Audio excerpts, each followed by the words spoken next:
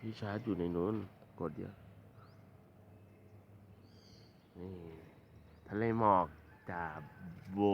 โบ แล้วก็มาด้วยโอ้ยบัวขาวอยู่ไหน ต้องพาไปให้เห็นบัวขาวความเก่งกาจของมันนี่บัวขาวมาเก่งไหมแล้วก็มีเดินมาด้วยหนทางไม่ยากเท่าไหร่ เกือบบินอ่ะไม่ยาก นิดหน่อย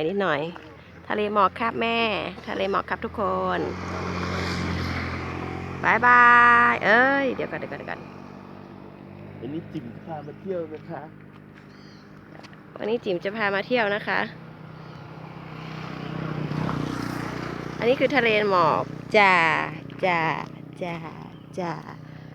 าโบค่ะจิ๋มก็